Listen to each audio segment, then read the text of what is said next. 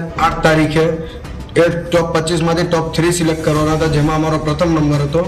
એના ઉપર અમને વાઇબ્રેટ ઝોન રાજકોટમાં મોકલવામાં આવ્યો હતો, જેમાં અમે 11, 12 ને 13 તારીખ લગી અમે ત્યાં હતા. ત્યાં અમને ઘણા બધા મિનિસ્ટર છે, MLA છે, ફોરેનર પબ્લિક છે, સાઉથ ઇન્ડિયન પબ્લિક છે, દરેક જાતના પબ્લિક ને પીપલ ત્યાં અવેલેબલ હતા અને ત્યાં અમને આ પ્રોજેક્ટ મળ્યો હતો. ત્યાં અમને ખૂબ સારો રિસ્પોન્સ મળ્યો છે.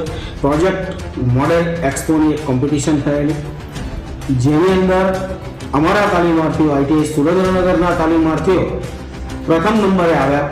અમારો પ્રોજેક્ટ પ્રથમ નંબરે આવ્યો. ખૂબ ઇનોવેટિવ આઈડિયા હતો.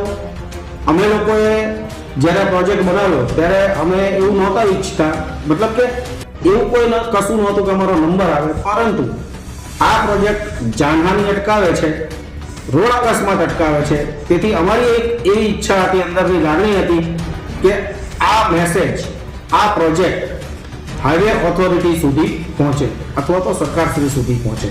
આ કન્સેપ્ટને ધ્યાનમાં રાખીને અમે એક ઇનોવેટિવ આઈડિયા પ્રિપેર કરેલો હતો. તે ઇનોવેટિવ આઈડિયા અંતર્ગત અમે અમારા સ્ટુડન્ટ સાથે એક માર્ગદર્શન આપીને એક પ્રોજેક્ટ તૈયાર કરાવ્યો, જેની અંદર આગળ જતી કોઈ પણ ગાડીનો એક્સિડન્ટ થાય તો ઇમિડિયેટલી એ ગાડી એઝ અ ટ્રાન્સમીટર તરીકે એક્ટ કરે છે અને પાછળથી આવતી તમામ ગાડીઓને 5 કિલોમીટરની રેન્જની અંદર નોટિફાય કરે છે, સૂચિત કરે છે કે આગળ એક્સિડન્ટ થયો છે, જેથી કરીને જે તે પાછળથી આવનાર તમામ ગાડીઓના ડ્રાઈવર મેન્ટલી પ્રિપેર કે આગળ એક્સિડન્ટ થયો છે, કે જેથી કરીને મારે ગમે ત્યારે આગળ કોઈ પણ એક્સિડન્ટ થયેલી ગાડી આવશે અને મારે સડનલી બ્રેકિંગ કરવું પડશે, કેમ કે ધુમ્મસની અંદર આપણી વિઝિબિલિટી 20 થી 50 મીટરની જ હોય છે. એનાથી આગળ આપણે કંઈ દેખાતું હોતું નથી.